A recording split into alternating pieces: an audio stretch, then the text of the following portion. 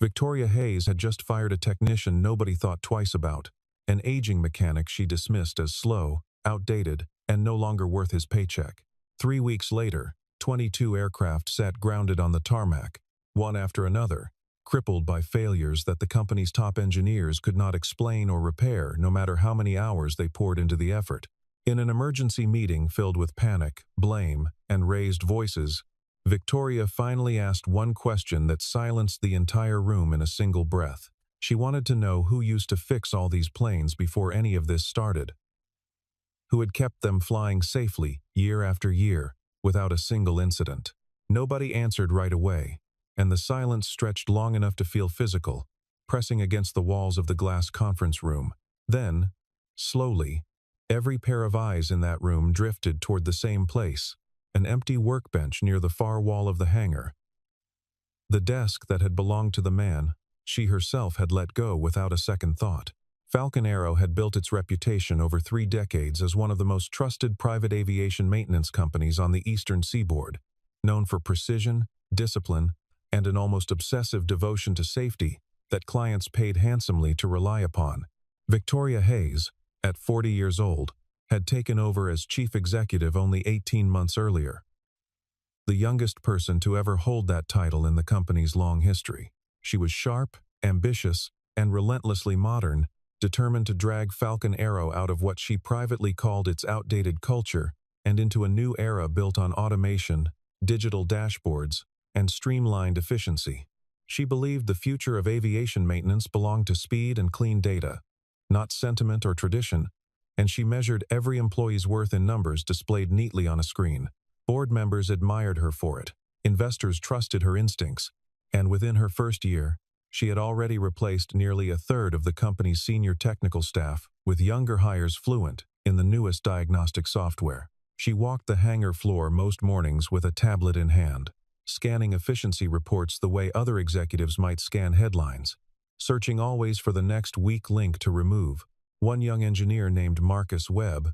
barely 2 years out of college and proud of the certification badges lined up neatly on his jacket, used to joke openly in the break room that the hangar needed fewer museum pieces and more people who actually understood modern systems. He never said it directly to Daniel's face, but he never bothered to lower his voice either, certain that a man who still carried a pencil behind his ear had nothing left to teach anyone in a world now run by predictive software. Other young hires laughed along without really thinking about it, the way people often laugh at whatever the room seems to expect of them, and the joke settled quietly into the culture of the hangar, without anyone ever questioning where it had come from. Daniel heard it plenty of times over the years, passing behind those same conversations with a toolbox in hand, and never once stopped to correct anyone or defend himself. He simply kept working, the same steady rhythm every single day, as though the opinions circling around him belonged to a conversation he had never actually agreed to join. Daniel Brooks did not fit into any of Victoria's spreadsheets, and in many ways, he seemed to belong to an entirely different company than the one she had inherited. At 40 years old himself, he had spent 18 years inside that same hangar, working with his hands long before software had ever offered to tell him what was wrong with an engine. He was a single father, though nobody at Falcon Arrow ever heard him mention it, since his son had long since grown and moved away, and the subject simply never came up in casual conversation. Daniel rarely spoke unless spoken to, wore the same faded blue uniform every single day regardless of the season, and never once mentioned the countless times he had quietly saved a flight from disaster before it ever reached the runway. To the younger technicians who had joined in the last few years, chasing certifications and career advancement, he was simply the old man who tightened bolts, a relic from an era they assumed had nothing left to teach them about a business now driven by algorithms and predictive software. Victoria noticed him during one of her efficiency reviews, watching him move at what she considered an unhurried, almost stubborn pace, while younger staff rushed past him with tablets and handheld diagnostic scanners. She saw a man who still preferred paper notes over digital logs, who ran his fingers along a fuselage instead of trusting a sensor readout on a screen, who took twice as long as anyone else to sign off on a routine inspection. She did not see the years of quiet reasoning behind his caution, only the surface appearance of inefficiency. and within the tidy logic of her spreadsheets. That appearance alone was enough to condemn him. She asked her operations director for his full personnel file, flipped through pages of unremarkable performance reviews written by supervisors who had never bothered to understand what he actually did, and made her decision within the hour. When she finally sat across from him in her glass-walled office and told him the company was moving in a different direction, she used the phrase she had rehearsed in her head for weeks, telling him plainly and without warmth that he no longer fit where Falcon Arrow was headed. Daniel did not argue. He did not raise his voice, did not list his 18 years of service, did not plead for a second chance or ask her to reconsider the way she had quietly expected him to. He simply nodded once, reached into his pocket, and placed his employee badge on the polished surface of her desk, without a single word of protest. Victoria remembered feeling a flicker of surprise at his silence, though she told herself it only confirmed she had made the right call, that a man who truly cared about his job would have fought harder to keep it,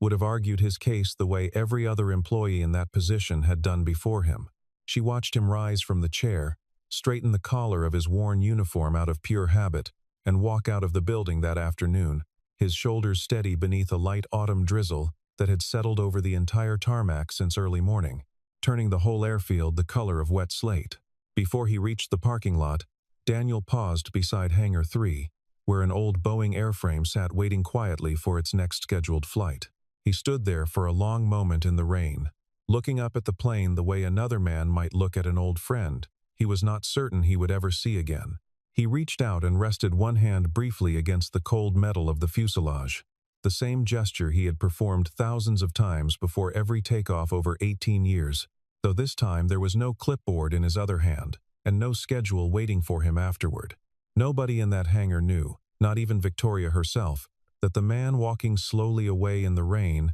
understood the internal architecture of every single aircraft on that tarmac more intimately than anyone else who had ever worked there, including every engineer with a framed degree hanging proudly on the wall of the very building he had just left behind for good. The first sign of trouble arrived exactly 1 week later, when a routine pre-flight check on one of the smaller jets returned an error nobody could immediately trace to its source. The newly hired technicians replaced a sensor, ran the diagnostics twice, and confidently declared the aircraft fit to fly, only for the same warning light to reappear less than an hour before departure. A second plane developed an unrelated issue 2 days after that, then a third the following morning, each failure slightly different from the last, each one stubbornly resistant to every standard fix listed in the manufacturer's manual. Within 2 weeks, the pattern had spread across the entire fleet like something contagious, until 22 aircraft sat motionless on the ground, wings folded beneath gray autumn skies, costing the company millions of dollars in canceled charters and increasingly furious clients, demanding answers nobody could give them. Marcus Webb, the same young engineer who once joked so freely about museum pieces, was assigned to lead the diagnostic effort on the fourth aircraft to fail, confident that his advanced training would settle the matter within a single afternoon. He ran every test the manufacturer's software offered, cross-referenced the results against 3 separate technical databases, and replaced 2 components that seemed statistically likely to be the culprit based on historical failure rates. The plane failed its inspection again the following morning, exactly as it had before. And Marcus found himself standing in front of Victoria, unable to explain why his careful, data-driven process had produced absolutely nothing useful. It was the first time in his short career that his credentials had failed to provide him with an answer, and the experience left him quieter than his coworkers had ever seen him before. Victoria's fury grew sharper with every passing day, and she began summoning anyone she thought might offer even a partial answer, from her head of technical operations to outside consultants, flown in directly from the aircraft manufacturer at enormous expense. Engineers with decades of formal training and impressive credentials pored over technical schematics,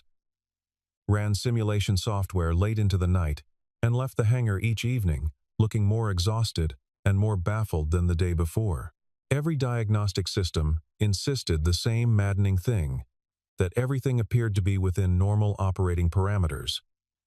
And yet the planes continued failing their final inspections one after another, as though something invisible were quietly mocking the very instruments meant to detect it. Reporters from a regional business publication had already begun asking pointed questions about the sudden grounding, and Victoria found herself rehearsing careful non-answers in the mirror before every call. She stood alone in the hangar late one night, surrounded by machines that refused to make any sense at all. And for the first time since taking the corner office, she felt something close to real, unfiltered fear settle into her chest. It was during one of those long, fruitless nights that Victoria finally walked down into the maintenance level herself. Unwilling to keep waiting for reports from people who clearly had nothing new left to tell her, she wandered through the narrow back corridors of the hangar, past rows of tool cabinets and labeled bins of spare parts, until she reached a small storage alcove she had never once bothered to notice during her many efficiency walkthroughs. Stacked along one wall were dozens of worn notebooks, their covers cracked and stained with old motor oil, filled front to back with handwriting so dense and precise, it looked almost like a private language only one person alive could fully read. An older mechanic nearby, a heavy-set man, who had been with the company almost as long as Daniel, told her quietly, almost reverently, that those notebooks belonged to him, the technician she had let go 3 weeks earlier. Victoria pulled one of the notebooks down and opened it beneath the dim overhead light, and what she found inside made her breath catch somewhere in her throat. Every page held detailed sketches of individual aircraft systems, annotated with specific failure histories, stretching back years. Tiny irregularities noted months or even years apart, and quiet, careful predictions about which components would eventually wear down and roughly when that might happen. None of it existed anywhere in the company's official records, not in the digital maintenance logs, not in the manufacturer's technical bulletins, nowhere at all, except in the patient handwriting of a man nobody had thought to consult before showing him the door with a single sentence. The older mechanic explained, almost apologetically, that these exact 22 planes had been under that man's personal watch for years, and that in all that time, not a single flight under his direct care had ever been canceled because of a mechanical failure of any kind. She flipped further through the notebook and found an entry dated nearly 9 years earlier, describing a landing gear assembly that had shown no signs of trouble on any official inspection report filed that quarter. Daniel had written, in his small, careful hand, that the metal sounded wrong when it settled after a hard landing, a detail so faint that no one else on the crew that day had even noticed it. He had flagged the part for early replacement against the recommendation of a supervisor who insisted the component still had years of service left in it.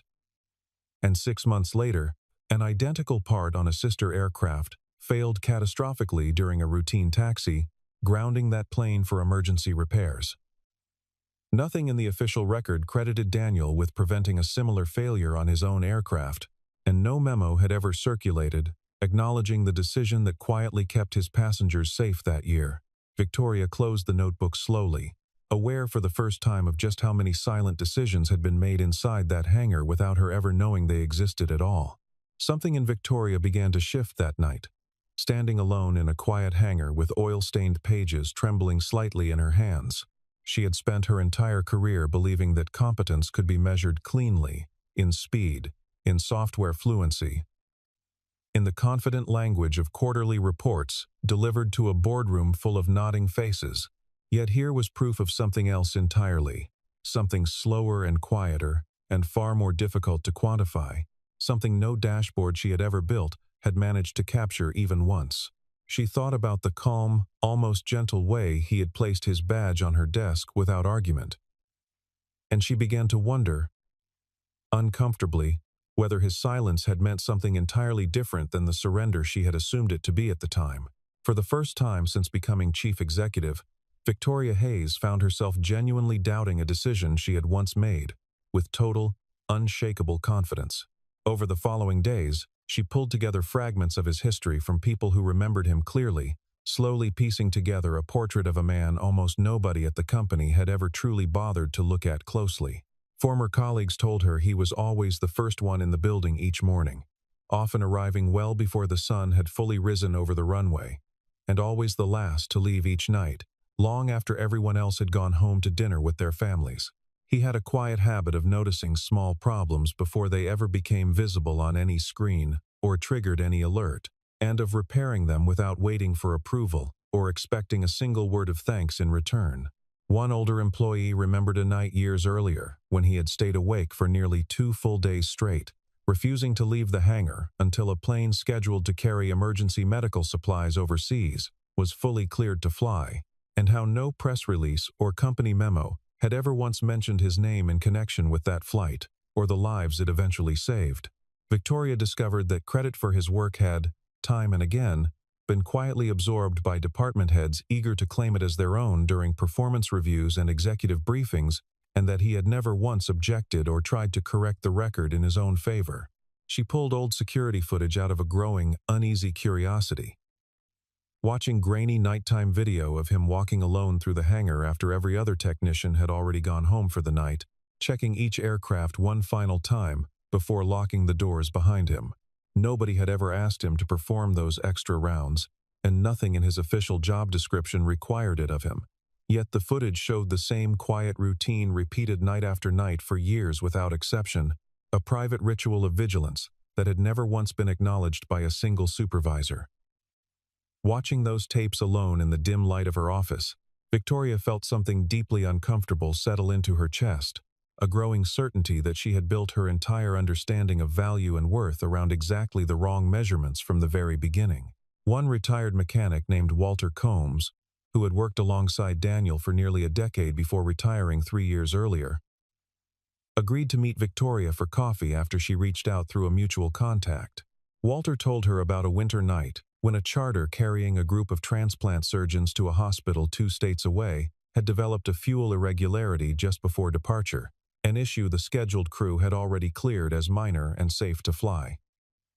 Daniel, working a shift that was not even officially his own that night, insisted on running one additional check before signing off on the aircraft, delaying the flight by nearly 40 minutes, despite considerable pressure from an impatient dispatcher. The additional check revealed a failing fuel pump that would very likely have stranded the aircraft mid-flight,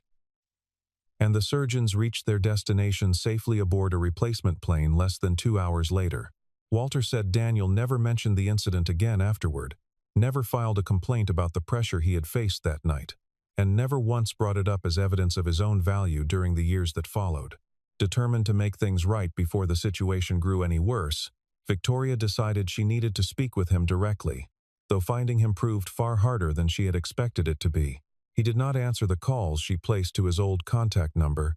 and the emails she sent through the company system returned no reply of any kind, not even an automated one. A former coworker eventually mentioned,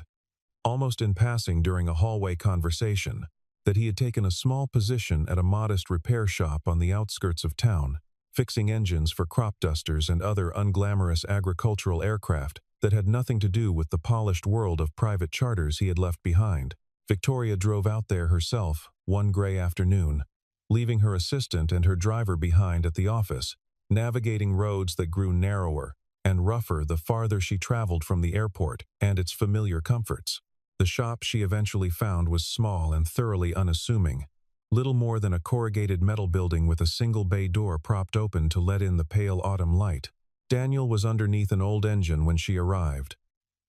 his hands stained black with grease up to the wrist. Working with the same unhurried, deliberate focus she remembered from the hangar, as though nothing about his circumstances had changed at all. He looked up when her shadow crossed the doorway, showing no visible surprise at seeing her standing there, only a calm, steady attention that made her suddenly aware of just how carefully she needed to choose her next words. Victoria told him plainly, without any of her usual polish, that she wanted him to come back, that the company genuinely needed him, that 22 planes were sitting grounded because nobody else on staff understood them the way he clearly did. Daniel wiped his hands slowly on a rag hanging from his belt before answering her, allowing himself a small, tired smile that carried no bitterness in it at all. What mattered, he told her gently, was not really whether the company needed him, but whether the planes needed someone who actually understood them, someone willing to listen carefully rather than simply run through a checklist as fast as possible. Victoria pressed further, unwilling to leave without some kind of answer. and finally asked him the question that had been circling quietly in her mind since she first opened his notebooks in that dim storage alcove days earlier. She wanted to know why he had never once told anyone how important his work truly was, why he had let credit slip away from him year after year without so much as a single word of protest on his own behalf. Daniel considered the question for a long moment before he spoke, choosing his words with the same careful attention he once gave to deciding which wire to trust and which one to replace without hesitation. He told her that if a person ever had to announce how good they were at their job, it probably meant the work itself had not spoken loudly enough on its own to begin with. For 18 years, he said quietly, his only real concern had been whether the planes stayed safely in the sky and whether the people aboard them made it home to their families, and questions of personal recognition had simply never mattered to him the way they seemed to matter so much to everyone else around him. Victoria stood there in the doorway of that small shop, rain beginning to tap softly against the metal roof above them both, and felt something inside her go completely, unexpectedly still. She understood, in that quiet moment, that she had spent her entire tenure as chief executive evaluating people through reports and dashboards, mistaking visibility for value, and mistaking confidence for actual competence. The man standing in front of her had quietly protected an entire fleet of aircraft and the lives of everyone who ever flew on them, asking for nothing in return except the simple, modest dignity of being allowed to do his work well and without interference. Victoria had looked at that same devotion and called it slowness, had looked at that same humility and called it irrelevance, and the full weight of that mistake pressed down on her harder than any failed engine or missed deadline ever could have managed. She left the shop that afternoon without a firm answer from him, but with something far heavier riding quietly in the passenger seat of her car on the long drive back, a version of herself she no longer entirely recognized in the mirror. Back at the company, the board of directors had begun holding closed-door sessions without Victoria present, a development her assistant mentioned to her only reluctantly after being asked directly. 2 board members, both of whom had supported her appointment 18 months earlier, were now openly questioning whether her aggressive modernization strategy had been responsible for the crisis in the first place. Rumors circulated that an outside candidate was already being quietly considered as a replacement chief executive should the situation with the grounded fleet fail to resolve within the month. Victoria heard about these meetings the way most executives eventually hear about such things, and she understood clearly that her own position at the company she had worked so hard to lead was now genuinely at risk alongside everything else. The crisis at Falcon Arrow, meanwhile, had grown into something close to existential for the company as a whole, one of the company's largest and most valuable clients. A logistics firm that accounted for a significant share of Falcon Arrow's annual revenue sent formal notice threatening to terminate its contract entirely if the grounded fleet was not resolved within a matter of days. Losing that single client would very likely push Falcon Arrow toward bankruptcy, unraveling 3 decades of hard-won reputation and thousands of jobs in a matter of weeks rather than years. The final aircraft scheduled for that client's most urgent overseas shipment continued failing every inspection, despite the combined efforts of 3 separate engineering teams working around the clock, each one growing more frustrated than the last, each one certain the answer was somewhere just beyond their reach, yet unable to grasp it. Victoria felt the full weight of the company's uncertain future pressing down on her as she watched exhausted engineers argue bitterly over readouts that offered no real answers at all. She realized, somewhere in the middle of that sleepless week, that pride had no place left in the situation, and that pretending she still had control over something she clearly no longer understood would only make matters worse for everyone involved. She drove back out to the small repair shop one final time, without lawyers, without assistants, without a single rehearsed line prepared carefully in advance the way she usually approached difficult conversations. Standing in front of him again beneath the same corrugated roof, she said only 2 simple things: that she was truly sorry, and that she had been wrong about him from the very beginning of this entire ordeal. Daniel studied her face for a long, quiet moment, searching for something he seemed to eventually find there, before he finally asked her a simple, practical question, wanting to know exactly where the troubled aircraft was currently being kept. Victoria felt something loosen in her chest at those words. A fragile thread of hope she had not expected to feel again after so many days of failure and mounting dread.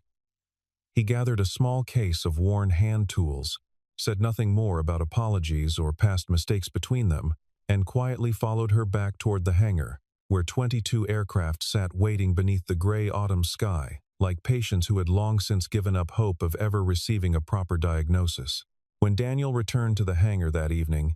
he carried none of the laptops or diagnostic tablets that the younger engineers had come to rely on so heavily over the past few years. He walked the length of the troubled aircraft slowly and deliberately, running one hand along its cool metal skin, pausing every few steps to listen closely to something no instrument in the entire building had managed to register or measure. He climbed carefully inside, started the engine, and simply closed his eyes,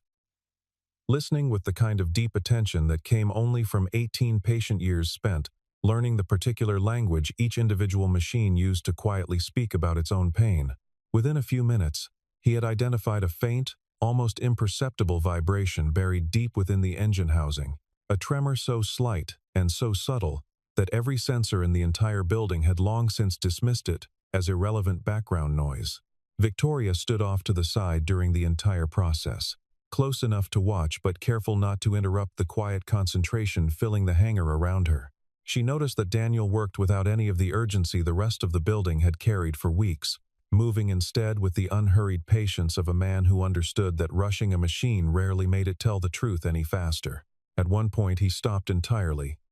closed his eyes again, and simply rested his palm flat against the engine housing for nearly a full minute without speaking, as though waiting for the aircraft itself to finish a sentence it had been trying to say for days. Nobody in the hangar dared to break that silence, not even the exhausted engineers who had spent 3 sleepless nights chasing an answer that had been sitting quietly under their hands the entire time. The younger engineers gathered around him in the hangar, half skeptical and half hopeful, watching closely as he traced the vibration back to a single worn component, a rare and unusual kind of wear that none of their standard checklists had ever been designed to catch or anticipate. It was the sort of flaw that revealed itself only to someone who had spent years learning not just how planes were built, but how they aged over time, how their smallest parts spoke quietly long before they ever failed completely and without warning. Within a matter of hours, working alongside a small team he patiently guided, rather than simply commanded from above, Daniel had the aircraft running clean and steady, passing every remaining inspection without a single flagged warning appearing on any screen. Word spread quickly through the hangar and beyond it, and one by one, the remaining 21 grounded planes were brought to him for inspection, each one diagnosed and carefully repaired under his quiet, methodical direction, until the entire fleet stood ready to fly once more into the open sky. Marcus Webb was among the small crew who worked alongside Daniel that night, and he found himself watching the older man's hands with a kind of attention he had never given to anyone at Falcon Arrow before. At one point, Daniel paused, handed him a simple tool, and asked him quietly to feel a particular section of housing himself, before explaining what he was listening for and why it mattered more than any reading on a screen. Marcus felt the faint tremor beneath his own fingers for the first time, and said nothing for a long moment, humbled in a way his certifications had never quite prepared him for. Before the night ended, he found Daniel near the tool cabinet, and, without any of his old confidence, apologized quietly for years of careless jokes made at his expense. Daniel only nodded once, told him it was already forgotten, and handed him another tool, ready to keep working as though nothing between them needed to be discussed any further than that. In the days that followed, Victoria called every employee together for a company-wide meeting, standing before hundreds of staff members gathered in the largest hangar on the entire property. She told them plainly, without softening the truth or protecting her own carefully built image, that the person who had ultimately saved Falcon Arrow from complete collapse was the very same man she herself had dismissed only weeks earlier without a second thought. A heavy, respectful silence fell across the room as her words settled over the crowd, broken only by the distant hum of machinery somewhere outside the open hangar doors. Victoria turned directly to Daniel, standing quietly near the back of the crowd exactly where he always seemed to prefer being, and offered him a public apology that held nothing back at all, acknowledging in front of everyone present how completely and thoroughly she had misjudged him. Later that same week, Victoria sat alone in her office long after everyone else had gone home, reviewing the original spreadsheet she had once used to justify letting Daniel go in the first place. She scrolled slowly through columns of numbers that had once seemed so clear and so decisive. Efficiency scores, and processing times, and software proficiency ratings, none of which had ever once measured whether a man could hear a problem before it became one. She deleted the file that night without printing it or filing it away, understanding finally that the tool itself had never been the real problem, only the blind trust she had placed in it above everything else. It was a small, private gesture that nobody else in the company would ever know about, but it marked the quiet beginning of a very different kind of leadership than the one she had arrived with 18 months earlier. She announced sweeping changes to the company that same afternoon, dismantling the rigid, numbers-only evaluation system that had once decided so carelessly who stayed and who was quietly let go without proper consideration. In its place, she introduced what she called the Knowledge Legacy Program, a formal, funded effort to document and preserve the accumulated wisdom of the company's most experienced technicians before that irreplaceable knowledge could ever again walk quietly out the door, unnoticed and unrecorded. She offered Daniel the title of Director of Technical Excellence, a position that came with a large private office and considerable authority over company-wide training programs. Daniel declined the title gently but firmly, telling her he had no real interest in an office removed from the hangar floor he had always called home, and asked instead only to be brought back as a senior aircraft engineer, close to the machines he had always understood best and never wished to leave behind for long. In the months that followed this quiet turning point, Falcon Aero transformed into the safest maintenance operation in the entire region, its reputation rebuilt on a foundation far sturdier than the one Victoria had originally tried so hard to construct through speed and automation alone. Victoria herself changed considerably as well, spending far less time behind her glass office walls and far more time down in the hangar, sitting quietly among the technicians as they worked, learning slowly to listen the way Daniel had always listened without needing to be taught. She began asking genuine questions instead of issuing rigid directives from above. And she started noticing the same quiet dedication in other employees she had once carelessly overlooked entirely, people whose true value had never once shown up clearly on any spreadsheet she had built. Daniel, in turn, became something like a mentor to the younger staff around him, patiently teaching them to run their hands along cold metal instead of trusting screens alone for every answer. And slowly, gradually, the old nickname that once followed him quietly through the hallways disappeared completely, replaced instead by something closer to genuine, lasting respect. The Knowledge Legacy Program grew faster than Victoria had originally anticipated, eventually pairing every technician with fewer than 5 years of experience, alongside a senior mentor, willing to teach the kind of instincts no manual could properly capture. Daniel found himself training a rotating group of 6 younger staff members every quarter, walking them slowly through the hangar, and teaching them to notice the small, quiet signs a machine gives before it ever fails completely. He kept a new notebook for each group, writing down their questions and mistakes with the same careful hand he had once used only for himself, and for the first time in 18 years, his knowledge belonged to more than just the inside of his own head. Victoria sat in on several of those sessions herself, taking notes like any other trainee, and slowly came to understand that leadership had less to do with issuing decisions from a glass office and far more to do with knowing which voices in a room deserved to be trusted. On the evening Falcon Aero received a National Industry Award for outstanding safety performance, Victoria stood at a podium in front of employees, competitors, and journalists from several publications and chose her words that night with unusual, deliberate care. She told the gathered audience that airplanes were kept safely in the sky not by the people who spoke the loudest in boardrooms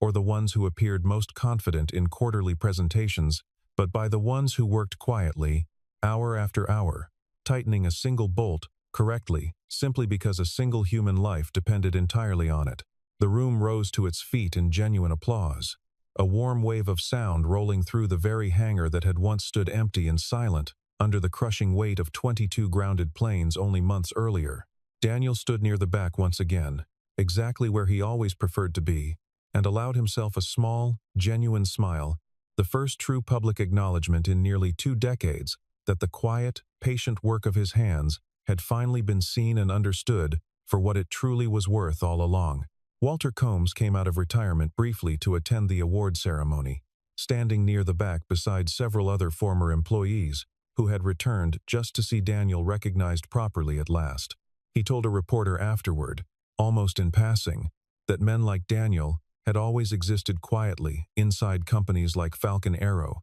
holding the entire operation together through sheer patience and care, while receiving little acknowledgement for it. What made this particular story different, he said, was not that such a man existed, but that someone in power had finally taken the time to notice him before it was too late to matter. The reporter printed the quote almost exactly as spoken.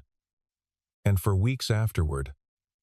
other companies in the industry began quietly reviewing their own maintenance staff with a little more care than before. Victoria and Daniel did not rush toward anything resembling romance in the months that followed this remarkable turnaround, content instead to let something steadier take root gradually between them, a mutual respect built slowly and carefully out of honesty, shared purpose, and hard-won humility. They developed an easy, comfortable understanding, an unspoken agreement that neither one of them ever needed to fully explain aloud, built patiently from long conversations in the hangar about engines, past mistakes, and the particular kind of people who were truly worth trusting in this world. What grew between them was not urgency but genuine patience, the very same patience Daniel had always brought so naturally to his work, now extended quietly and carefully into the way the two of them treated each other in the months that followed. Together, they made a quiet, private promise to reshape Falcon Arrow permanently into a place where real skill and genuine dedication would always matter more than appearances, more than fancy titles, and more than how loudly someone chose to speak about their own worth to a room full of people. The rain that had followed Daniel out of the building on the day he was carelessly fired eventually gave way to clearer autumn skies over the airfield. Though neither he nor Victoria ever fully forgot the hard lesson those gray, uncertain weeks had taught them both. 22 planes had once sat grounded because a company had forgotten how to recognize its own quiet strength, mistaking silence for weakness and steadiness for stagnation in a way that had nearly cost everything they had built together. In the end, it was not the sharpest new software or the newest available technology that had truly saved Falcon Arrow from ruin, but the patient hands and unspoken devotion of a man who had never once asked to be noticed or thanked for his service. And somewhere in that hangar, long after the applause had finally faded and the shining award had been placed carefully on a shelf for visitors to admire, a single engine hummed steadily and confidently to life once more, carrying with it the quiet, enduring proof that some of the most important work in this world is done, day after day, by people who never once demand to be seen.